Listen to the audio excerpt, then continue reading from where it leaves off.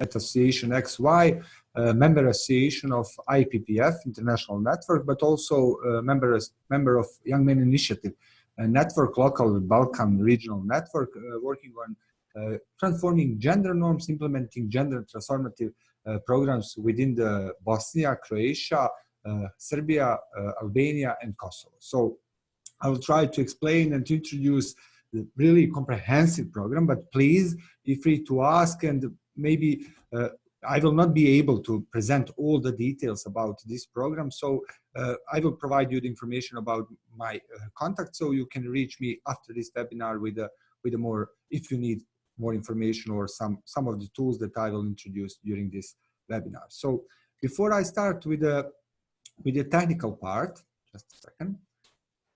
I really need to introduce you to the context where we are working. So Balkan is a really complex region for implementation of gender transformative programs, because sexuality is taboo. When we want to talk about gender, then we need to cover a lot of topics and areas.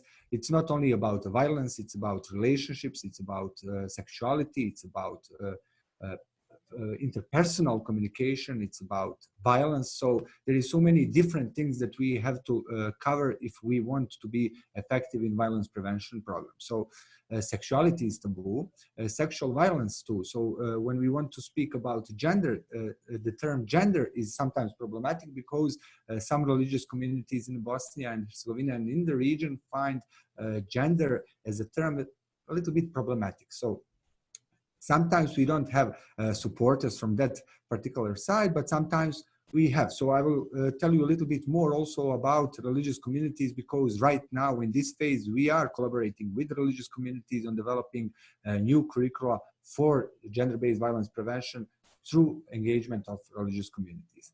So patriarchy, inequality, unequal distribution of power, blaming victims for the violence that they are exposed to. This is something that we are fighting with. What we saw in our work that, oh, sorry, we have a raised hand. It is from Anita. Anita, if you have any kind of question, you can write it in the chat. I will monitor it.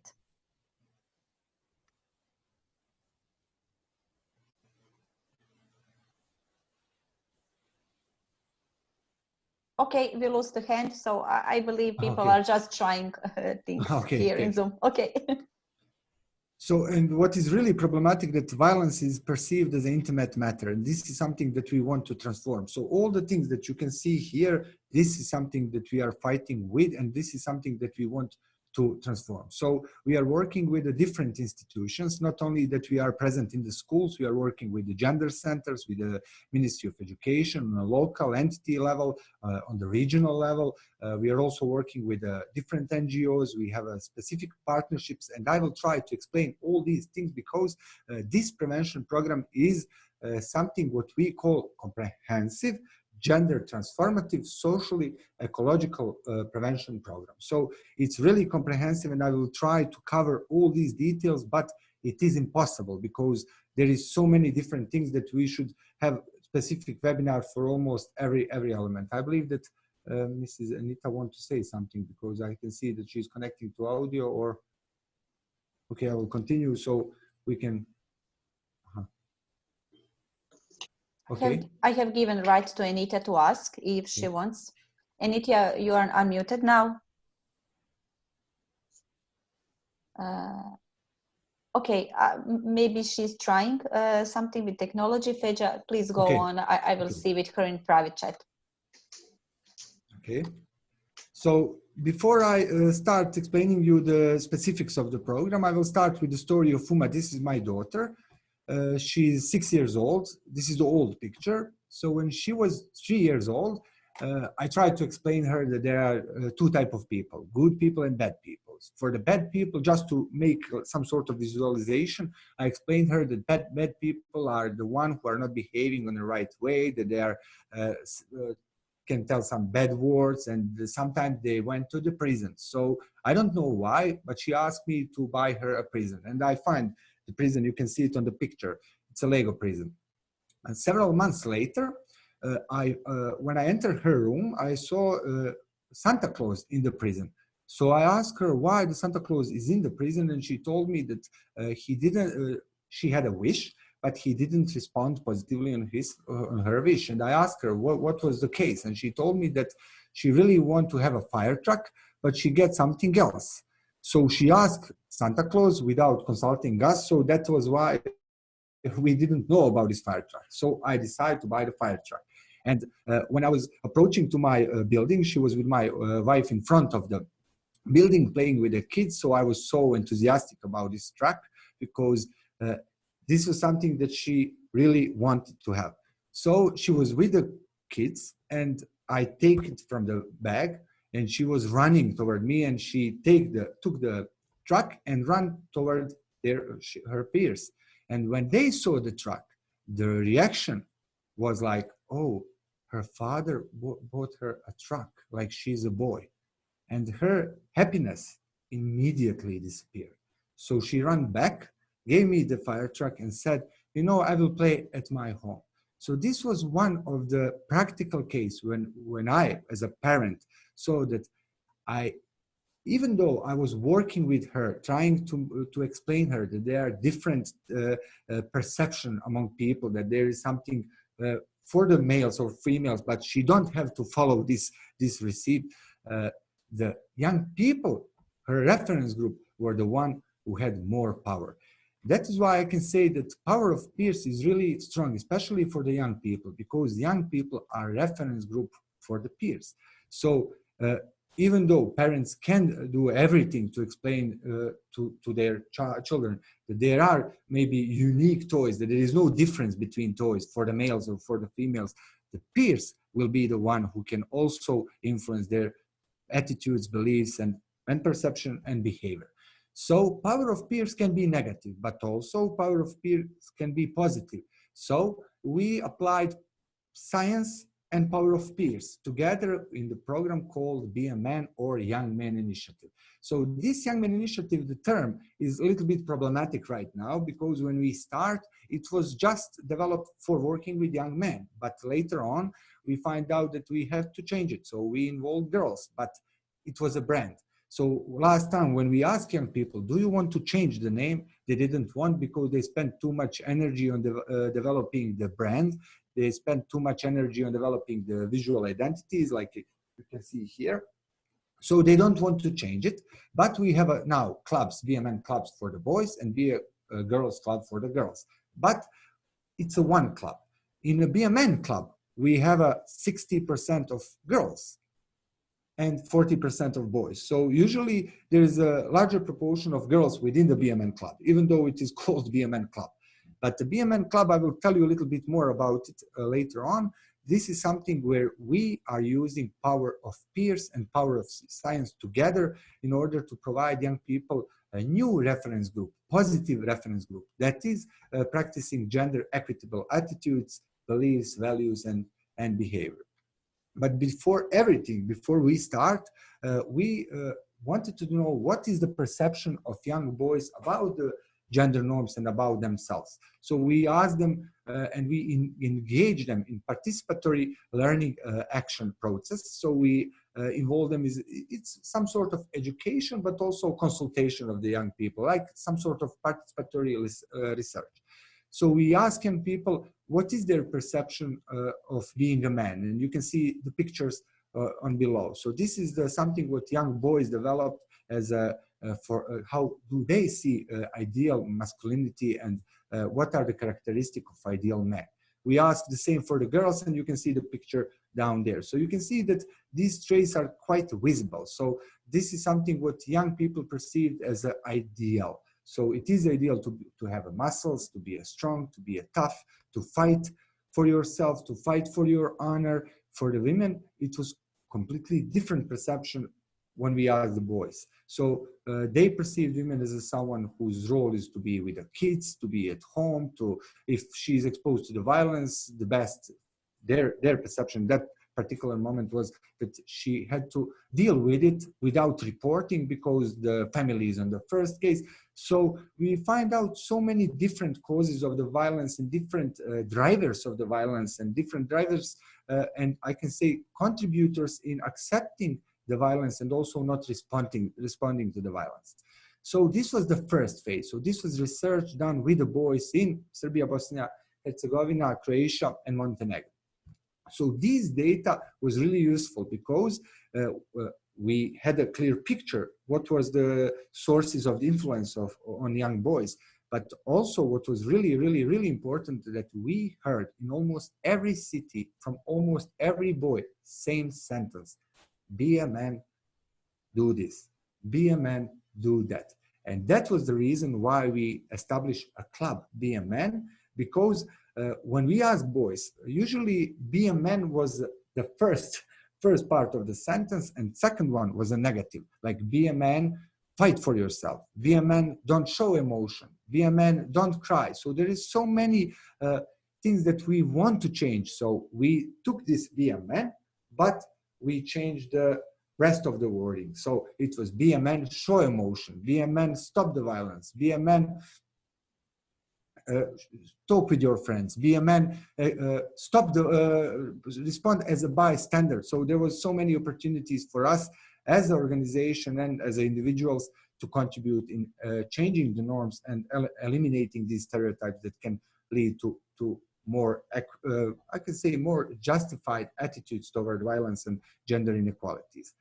Also, as XY, Association XY, as a member association of IPPF, we had this opportunity to bring member associations from almost 40 different countries here in Sarajevo. So we asked them to do the same thing. We asked them to draw the pictures of the ideal man and ideal women. And what was really strange, that almost every picture from every country was the same.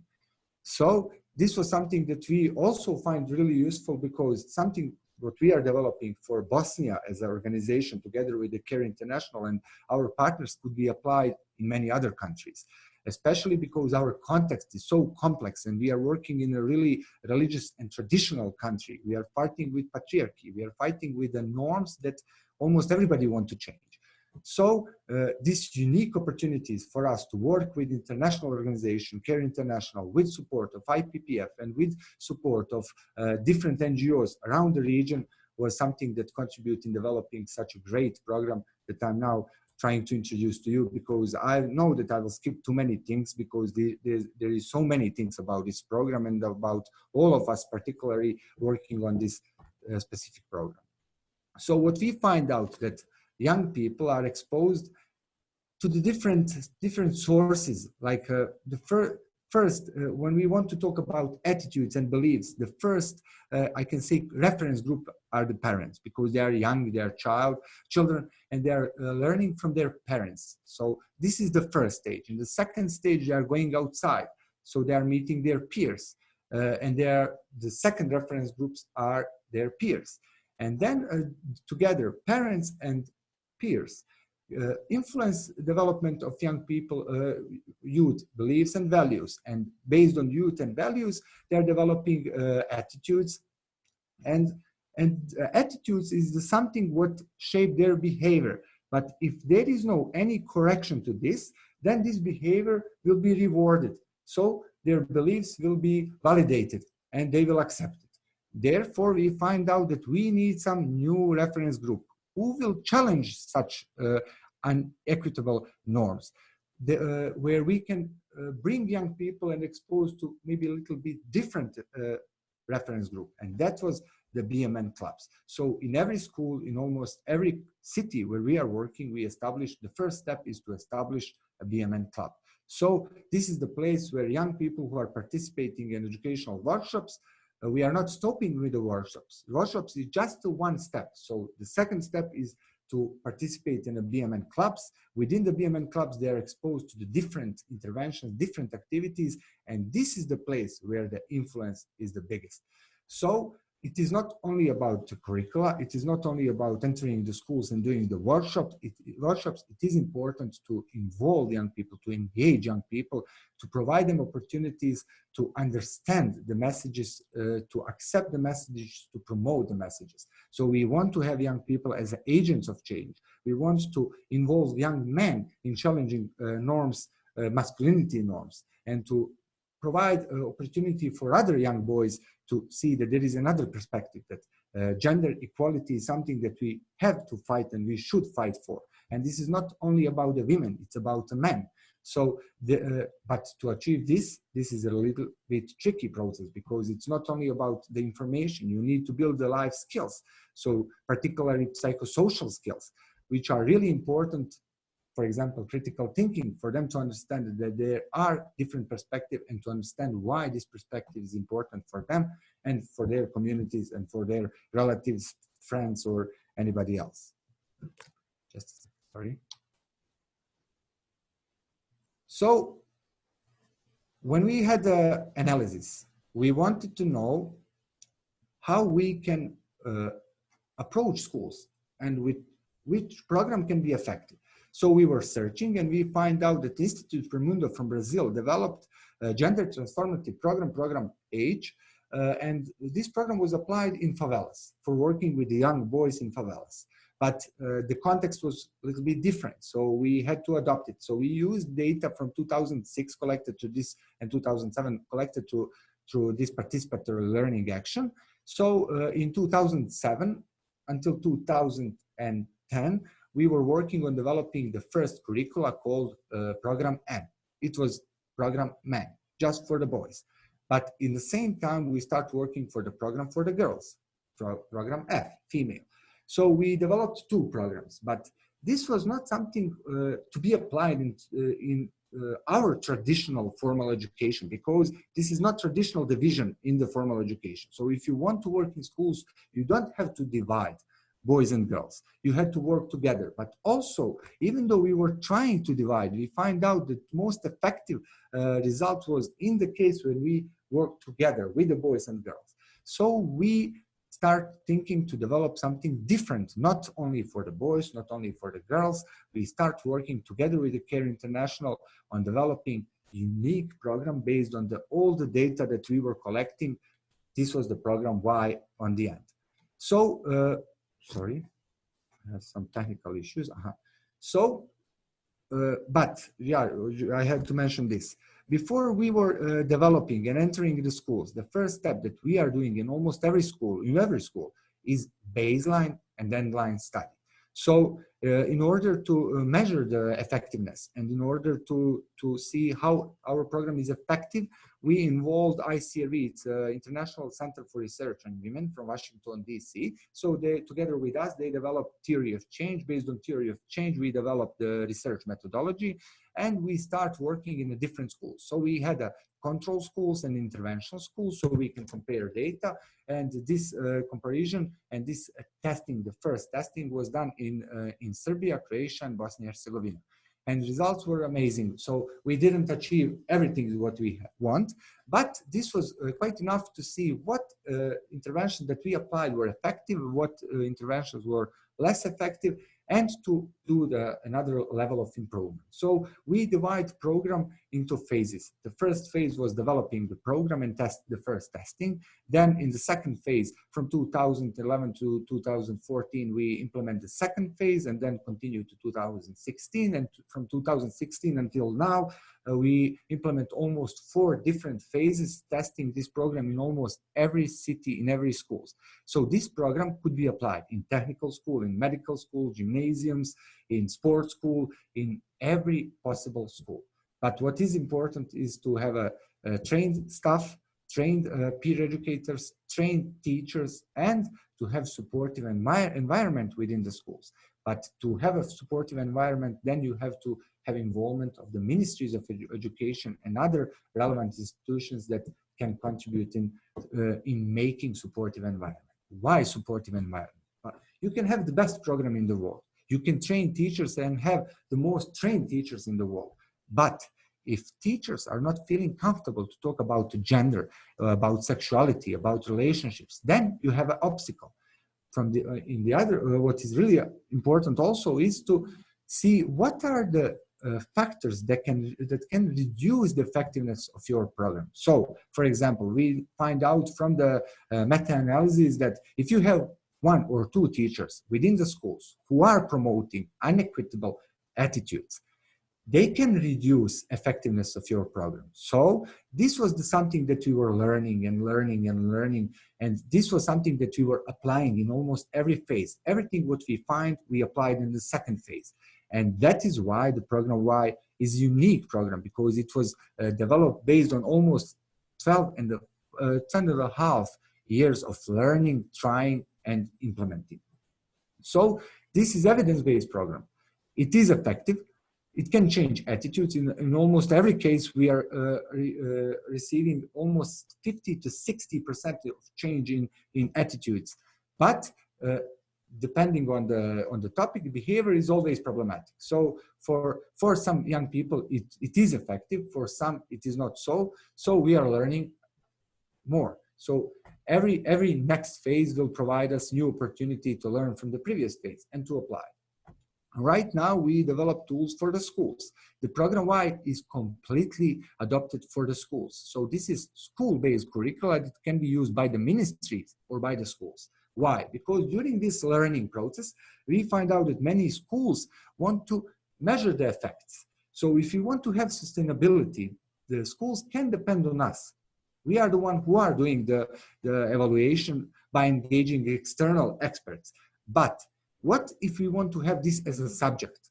How teachers will be able to measure the effectiveness of the program, how they can respond or give the mark to the students based on their activities or the results. So this was something what we find out as an entry point for us to maybe develop something different and to introduce learning outcomes. So we, as a network, based on different researches, developed learning outcomes by consulting two taxonomies.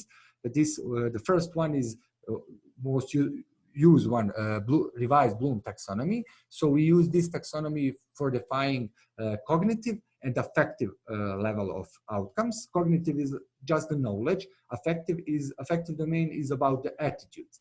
But the problematic was life skills, how to measure life skills. So our researchers find out that maybe it could be important for us to apply another taxonomy, Simpson taxonomy, which is more adapted to life skills education. So we combine these two taxonomies, develop the learning outcomes, and now we have a program from 2016 completely developed for the schools. It can be used by NGOs, it can be used by different organizations and institutions, but also it can be used by schools, by the ministries, or together, by the ministries, schools, and NGOs together, which is the most ideal way, but I will tell you a little bit more later on. So this is the process from program H to program M to program F to program Y, and now we are approaching program E. This is for elementary schools. Here in Sarajevo, we are lucky that we as an organization succeed to introduce healthy lifestyles. It is gender-transformative primary school subject, and it is mandatory, selective mandatory subject, sorry. So for Canton Sarajevo, it is easy because we have a subject and we have a trained teachers, but for all other cantons and entities, we are missing something like this. So we developed program based on all these learnings and all these practices just for the primary school. So right now we have 70 modules for this working with the students from 5th to 9th grade, and this will be launched very soon. So we are finalizing the whole process and we are engaging ministries. So why it is important to engage ministries?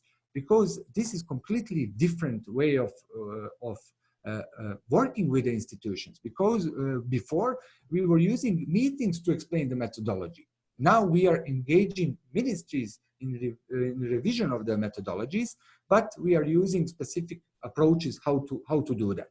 So in almost every phase, what you can see here, the ministries were involved. What is really important to mention that ministries never do like a cutting of the topics or censorship, but always provide us information how we can adapt our methodology to specific need of the ministries and the schools. So this is their role, not to influence the topics or area that we are covering, but to provide us information how we can develop methodology that will correspond to the specific needs of the schools and of the ministries. And during the discussion about the program Y with the ministries, they told us, you know, it will be nice and really important to develop something for the primary schools. And we ask them, are you sure? Do you really want to engage us in development of such program? And they said yes. So we are listening their voices, and Program H is something that we develop based on their recommendations. And we are really listening always, and we are recording. And what they say, we are not just doing this, okay, it's really nice, but what they propose, we are trying to respond positively on that particular suggestions. So about the Young Men Initiative as a methodology about, the Program Y and Young Men Initiative is really comprehensive methodology, because we have an educational program, and this is the core of the Young Men Initiative. We have a curricula for working with schools, and we are implementing this program with the schools. In some schools, it is implemented by teachers. In some schools, it is implemented by pedagogues. In some schools, it is implemented by peer educators. In some schools, it is implemented by pedagogues, teachers, and peer educators together. So in different parts of the country and the region, we are applying different methodologies, different approaches in implementing the same methodology, and we are measuring effectiveness. So from what we saw in the previous phase implemented in different parts of the country, in the Bosnia-Herzegovina, that peer education led to the same result as teacher-led education. So this is also useful information, because in some schools where the schools doesn't have a capacities to implement the program, the peer educators are the one who will do that, or will combine approaches, because they can really be interesting, especially for the sensitive topics like sexuality. But if you have supportive environment and trained teachers, then there is no sensitive topic. Teachers will be able to talk about almost every topic, but the most important is to have supportive environment. School-based interventions are not only focused on education. When young people are passing through educational workshops, this is just the first step. The second step is to engage them in second level. It's like BMN club engagement. So they are becoming members of BMN clubs. Within the clubs, we are providing them 3 types of activities. It's a creative workshops, motivational workshops, and peer education. So they can select if they maybe want to learn a little bit more about digital technologies, information communicational technologies, about video editing, about photo editing. So what is the linkages between photo editing, video editing, and BMN Club and gender equality and Program Y? It is really directly connected, because when they pass educational workshop on, I don't know, video editing, we engage them in production of video materials for campaign activities within the schools and local community. So every creative workshop is directly connected to the project, and we are using produced materials in implementing campaign or any other event that we are applying as a part of the project. So young people can also express what they really want, and we will try to provide them this opportunity. BMN clubs are led by the young men team leaders or young female team leaders, but we are not interfering with their decisions. We are just approving because we have these procedures, but they are the one who will decide what topics will be covered in the several weeks, what will be the messages of the campaign activities. They are the owner of the methodology. Why it is important to be an owner? Because when you pass the workshops and enter the BMN club, and then you are developing the campaign, when you are the owner of the campaign, then the way how this campaign is influencing you is much stronger than if you just pass the workshop. So when you implement something, you start believing in that particular thing. So this is the higher level of effectiveness, and we find out that young people who are exposed in the BMN clubs as a peer educators or the BMN club members had a much more, they were much more changed than young people who were just passing the workshops in the schools. So that is why it's important to have a reference group, BMN reference group, where the young people will be exposed to other peers who had the similar attitudes and beliefs. But that's not the only reason why we established the BMN clubs.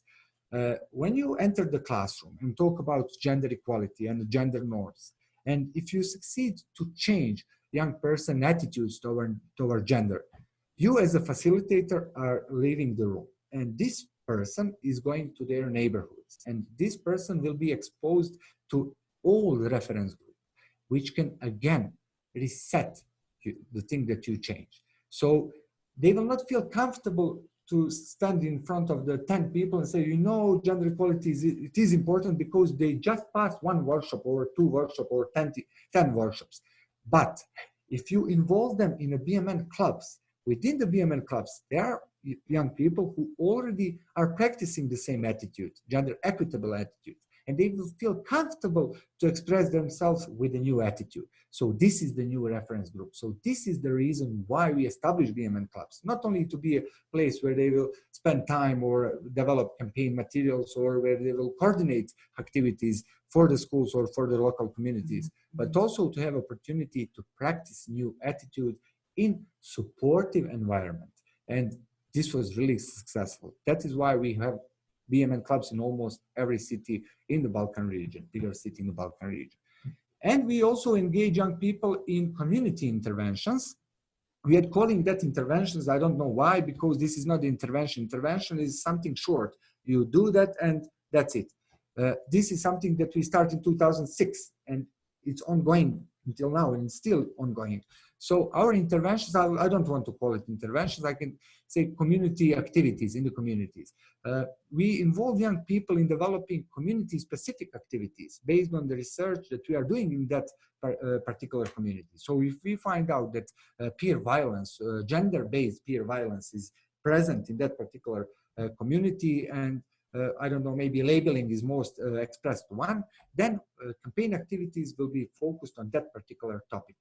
If we saw that cyber violence is the most, sexual cyber violence is most present in that particular community, then we will involve young people in organizing activities in the local community with that particular topic, but also in the schools. And we will involve schools in programming campaign activities for the local community. And this is this comprehensive approach to the communities. But this is not possible to do by yourself. We are not entering the schools. We are entering the schools in Sarajevo. But in every other city, we are not the one who are entering the schools. We are identifying partners and we are building capacities of partners in that particular community to implement this comprehensive program. So wherever you see a BMN club, you know that there you will find the NGO who are facilitating BMN club and who are working with the schools on gender transformative program, Y Young Men Initiative program. From the data that we collect, we know that program Y is evidence-based and Young Men Initiative is evidence-based, but we are still trying to explore the possibility to maybe introduce some additional content and supplements to this particular project, and I will tell you a little bit more later, but I have 10 more minutes before the question, so I will have to speed up a little bit more. So this is the phases. I already mentioned all the phases. I will share with you the presentation, so you will be able to go a little bit deeply in the text. This is the topics that we are covering through the program Y, the curricula for the schools. So we have identity development. This is like a chapter 1. It's a 4-year program. So you can see it's divided into years. Identity development is a year 1. Second one is violence is out, even though the part of the violence is already present in the 1st grade of secondary schools. Then we talk about sexuality at 3rd grade and the parents of the 21st century in the 4th grade. So this is not fixed. Schools can change the order. So depend on the research. What we find, we are changing the content or the topics order. So schools and communities can maybe decide to start with the violence, but what is really important is to start with the identity development. This is the fixed topic because the first session is about gender, the second one is about gender norms, third one is about how these norms are influencing you as an individual.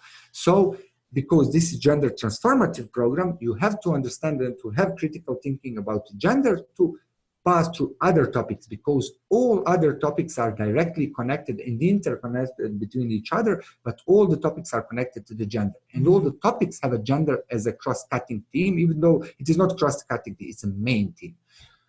So we are, through this program, why we are changing knowledge, but knowledge is just a basic level, and this is something that will not lead to some expected change. We are changing attitudes and values, and we are changing behavior. But to change behavior, then you have to change it. Knowledge, attitudes, values, to have a reference group, to have this supportive environment, and then you will be able to change to behavior. What was really important that we present this program internationally, and the evidence were presented internationally. And Program Y and Young Men Initiative received in 2017 Genie Award as one of the 12 best international programs. And this is really, really important for advocacy from two sides. First, if you are approaching new community with one of the best 12 worldwide programs, you have such a great advocacy message and the tool. But on the other side, when you are introducing this program to some specific community, if someone wants to maybe exclude some topic or to change the modules, then they are missing this best program because the program received the award. If you change something, this is not the same program. So we have like two different advocacy opportunities based on this award. So my message to you is, if you have a great program, if you have evidences, apply with your program, and maybe you will receive such award, and this award can be used by you in advocacy and in promoting your program. So this is something what we find out through the evaluation of our program, that it is contributing in developing identities, not only one identity, that it is really effective in building young people interpersonal communication skills, because everything is participatory. This is not the program that someone is like me now, like ex-cathedra approach, traditional form of education. No, this is collaborative, participatory education. And young people who are participating on the workshops, they are the one who are the owner of the final results of each workshop. Of course, it is facilitated by a trained person. They are developing negotiation skills. They are developing life skills with a focus on decision-making, critical thinking, and problem solving. Then pro-social skills and social competencies. These pro-social skills and pro-social behavior is something that we applied right now. But maybe just to go a little bit further before I will be able to tell you a little bit more about that. So this is the target groups. We are working with young people as a partners. They are involved in every phase with the teachers and school staff. In every schools, we train teachers and school staff who are not, we are training all the staff, because if everybody in the schools understand the content, understand the benefits of this program and support this program, then we have a supportive environment. We are working with the parents and community representatives, with the media, with the different institutions, and now this is new religious communities. Key element is to have youth participation and to be involved. Be a man as a term was developed by the young people. All campaign messages are developed by young people. The educational workshops are participatory and involving young people. The design and testing were also implemented in working with the young people. So young people are the core. They are not recipients. They are partners in this process. It is important to have comprehensive approach, not to stop with the workshops, because this is not something that will lead to effectiveness. Workshops are great. They can build the life skills. But if you want to have gender transformative program, then it is important to have continuity and to have this comprehensive approach and to provide young people opportunities to practice the knowledge and newly acquired attitudes. It is important to have a collaboration with the parents and communities. The parents' involvement is a little bit tricky because usually schools have a problem with reaching parents, but we were successful in different ways by organizing different events for the young people. We had clubs for the parents, be a parent club several years ago. So we were trying and exploring different way of involving parents in contribution to this particular program and expected outcomes. To be transformative, then you have really to apply transformative approaches based on learning, to have supportive groups, to establish new norms, and to be sure what norm you want to change. Therefore, you have to always do the baseline. So every 3 years, in every community, we are implementing the baseline study.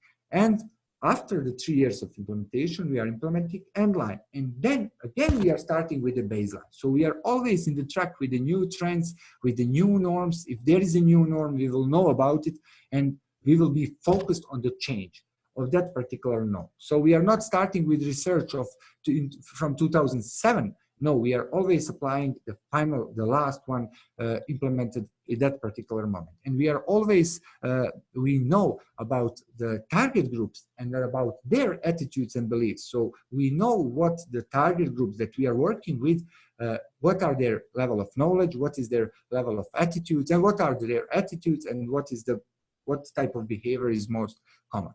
So we are involving peer as agents of change to promote new attitudes, to challenge and to practice new norms, because norms is based on people. The norm is not written. The norm is what the people say. So we need the young people to have a new norm, to establish a new norm. We are promoting pro-social behavior because we find out that many young people are under pressure and they are alone. And based on masculinity or femininity, help-seeking behavior is identified as less masculine aspect. So we are promoting and building young people capacities to approach another young person with a question, are you okay? Do you need support? And this is something new that we applied in our BMN clubs and in working in schools. So we have a BMN club as a methodology and as a campaign. And also we have a Are You Okay? We call it Yes, You Okay. Are You Okay campaign. That is supplement to BMN club activities. And also we have another campaign called React as Human, because we want to involve young people to respond on the violence that they are witnessing to.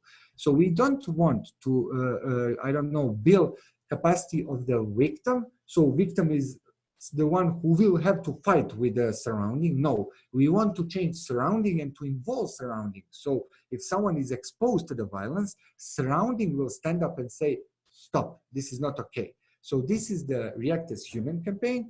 If we missed to react on a particular moment, then we have Yes, You Okay campaign, Are You Okay campaign, that someone will approach you with a question, do you need any support? They will talk with you. And we have an overall campaign, BMN clubs. And also the ministries are involved in programming of all these campaigns, and their advices are also implemented as a design during the designing process. We have a contextualized approach. I already tell you everything about the baseline and endline. So this is the baseline and endline provide us opportunity to have contextualized approach to every community and to every school. So we can have two different ways of implementing the same program in two different schools in the same city. So baseline provides us opportunity to understand the school and to understand the context of that particular school. So our program is adopted to this particular school and the findings from the baseline. If you want to have a teachers, to involve teachers, then it is really, really, really important to build their capacities, because this is gender transformative program. When we discuss with the teachers who are not exposed to these educational activities, who never had experience on implementing gender transformative programs, we find out that many of them never heard about gender. They think that gender is something completely unconnected to the violence. So you have to understand what is the background and what is the level of competencies of the teachers that will be involved or who will be involved in implementing this program, and based on these data to develop and to design training program for that particular group of teachers. So in every city, in every school, the training will be different based on the capacities and the level of the competencies of the teachers in that particular moment. And here you can see just one part of the tool. What we used in Bosnia-podrinje Canton here in Bosnia and Herzegovina, it was developed by Association XY. We developed this tool to see what is the level of knowledge, skills, and training level of the teachers that we will involve in training process. And based on the data, this was implemented with the Ministry of Education or with the Pedagogical Institute. We understand the context of the group, and we designed the training based on the specific of the group. So it was corresponding to specific need of the teachers. And this is the piloting process, because one part of the training is to apply the methodology. So this is the practicing the methodology. And this is the response from one of the teachers who were so happy about the methodology. And she said that she couldn't believe that young people will respond so positively on this particular methodology and how will they attend the whole process. So monitoring and evaluation is a core. If you want to have evidences and to learn and to apply what you learn, then you have to have evaluation and monitoring. So we are implementing baseline and endline, but also we are implementing most significant change. So if we identified some significant change related to some group or individual, then we will approach and go a little bit deeper with the research to see why this was effective for this particular person. And on the end, we have a program, overall program evaluation, and almost every 3 years, we are doing the same thing. So I told you a little bit about the React as a Human. You can find the data about React as a Human campaign. RUK is also the new campaign that we applied as a supplement to BMN Club. It is implemented within the schools and within the local communities, online and on-site. Also, we develop tools that are free for use, but if someone wants to apply the methodology, then it have to have a permission from the CARE International as the owner and the partners who are implementing the methodology in the region. So this is the tools that are developed for the schools. The first one which you can see here, Educational Toolkit for Teachers. This is the toolkit with the guidelines for campaign activities, for monitoring and evaluation. There is a program-wise curricula, but also because this program is not it's not requiring a lot of resources, but you need some resources. Therefore, we developed guidelines for resource mobilization. So they can also find tips and tricks how to collect resources for the implementation of activity if they are missing such resources. And this is something really revolutionary. It's a PASI-6 website developed for the schools and young people. If we are not able to talk about some sensitive topics with the young people, then they will be referred to this site and they will find sex-positive youth adopted messages and the topics that they are maybe interesting to, but they are not able to get this information in the schools. And now we are starting with the finalization of online schools for the teachers, so teachers will be able to attend online education as a supplement to the trainings that they are passing. And what is most important is to invest in partners, because if you want to have sustainability, then you have to have a great partner. So in every city we have a partners, and we are spending the energy to improve their capacity so they will be able to implement comprehensive gender-transformative programs. So we have strategic partners, we have implementing partners, we have entry point partners. So you can see here different type of partners presented. Some of them are involved just to be like an institutional support, to support us in developing supportive environments, while others are involved as implementing partners. So we are dividing this partnership into specific topics. So there is no time because I believe that you have questions. We have 10 more minutes. Within this presentation, you will see that this program is accredited in Herzegovina-Neretva Canton. It's mandatory methodology in the head classes.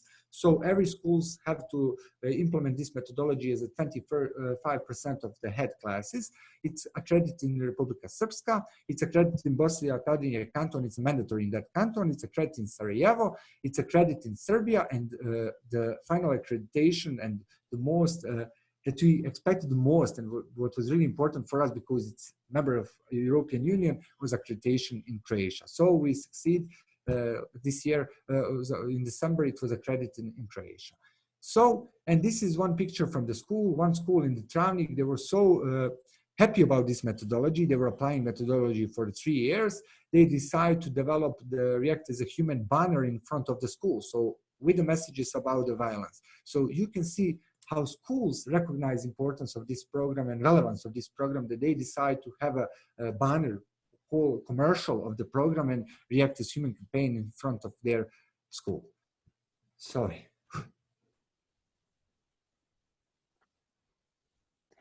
Thank you very much, Feja, for such an interesting presentation and such a live presentation, I would say. I see that you have a huge amount of experience and such a big program to share, and I believe this is just a part of it, as we spoke before the webinar, that this is just a part of such a big contribution that you are making, not just in your country, in the whole region. And of course now we have some minutes for the question. We already have two questions in the chat box. I will read it, the first one. Okay. It's from Ivana. Is that program and that methodology going to be reachable for wider audience except direct consummate students, etc.? Of course, you just have to approach or Association XY or KIR International, and then they will provide you instructions how to apply this methodology, because they will provide you opportunity to maybe increase capacities of your organization to be able to implement this methodology. So it is open, it is development for everyone, but everyone will not be able to implement it. Therefore, we have specific procedures for provision of permission to implement this program, because we really want to provide you the best circumstances to implement this program. So yes, it is accessible. That's fantastic. That it's not just for your NGO in your network of organization, that other organization can have it in their own organization and share this great experience. The second one is, how do you get to a partner in local community? So we are, if you are entering the new community, we are approaching from three different sides. The first one is to approach and to identify the NGOs. So we have specific guidelines and the tools for identifying NGOs. So I will give you just one example. In 2016, we published call for expression of interest for the NGOs in specific communities to be involved in this particular program. But as a part of this expression of interest, there was an assessment tool that each NGO had to fill. So based on the assessment, that was the first level of assessment. Then we implement the second level of assessment, where we visit the school, the NGOs. And the third level of assessment is that we collect the data about the behavior of the NGO and the attitudes of employees related to the gender equality and the different, like for example, child protection policy that we have to follow in order to protect our partners and ourselves. So we had like a 3-level of assessment, and we select the NGO who had the best marks in this assessment. For the ministries, we are approaching the ministries directly. So this is something that we are doing by engaging the people who have most capacities to present this program, but also we are providing opportunities to the ministries to attend steering committee meetings, where we bring our supporters and advocates from other ministries. So we are never alone. So for example, if we are involving new community, new ministry, they will be surrounded by the 10 ministries who are already involved in this program. And for them, there will be completely different perception of the program. It is not just presented by the NGO, it's presented by the ministry representatives and the school representatives. Great. Thank you, Feja, for this very interesting answer. We already had 2 more questions. How do you involve schools? I expect some resistance. How did you overcome it? With the ministries. If you have a ministry, and if you have a, also it is important, sometimes you will have to try and do, and sometimes you will have a mistake. Sometimes you will select the schools or involve schools, and during the process you will find that this school maybe was not right to maybe pilot the methodology or to just introduce the methodology. So you will sometimes make the mistake. You will have sometimes the people within the schools who will say no. But with the support of the ministry, then this is your entry point. With the support of gender mechanism, this is your support. So involve the ministry. I will give you just one example of the end line in the COVID situation. We are working with one particular school, and we entered the phase where we had to implement end-line study during COVID pandemic. All schools are closed, and we have to do the final study, final evaluation. How can we reach young people if we don't have access to young people? So we reached the pedagogue in the school, where we already implementing the program for the last 3 years, and we asked about final evaluation. And she said, yes, everything is okay, but I have to ask new director.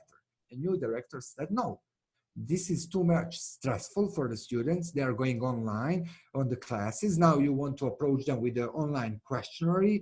I believe that this is not something that I can approve without permission of the ministry. But this program is supported and developed by the involvement of the ministry. Mm. So it was just one phone call. We said, okay, we have some issues with the school. It is not issue, but we need this permission. And they said, you don't have permission because this program is accredited. We will call the school, explain that this is important to be done. That's it. Yeah. Yes, so the main thing is to have a partnership and to have some time to develop a good partnership with the ministers. So I would say that it's not like happening in 1 or 2 days, like always with these programs, right? Yeah, definitely. But don't use meeting as a, if you want to have a partner in the ministry, you have to involve them. You don't just organize meetings. You have to involve them. You have to engage them and expose them to your supporters. So, for example, if you want to introduce this methodology, invite people from the different ministries together with us, who will, from their perspective, tell them about the benefits of this program. And you are also providing one of the best international programs. So when they see that you are proposing one of the best international programs and different institutions are supporting this particular program and it is accredited in the country, then you are on the half of the process to have it in your region or in your city, in your school. Yes, thank you, Feja, for this. I believe this is a good motivation for all of people here, but all of us also who are working in this kind of NGOs and developing programs and trying to put it out there to have some kind of influence on young people. And I see one more question. Thank you for your presentation. It seems really interesting and useful. I'm glad it's starting in primary school. Is there a plan to start even earlier in kindergartens? Now I'm sorry that my colleague Tijana Medvedec, he's not here right now, because we just developed program Association XY. We developed program for kindergarten. And guess what? It's gender transformative for kindergartens. It was developed by engagement of Ministry of Education, Pedagogical Institute, and international experts. So this is something completely new, and we were so excited about, because this was something that we were fighting for. Do you remember the story of Uma from the beginning of this story?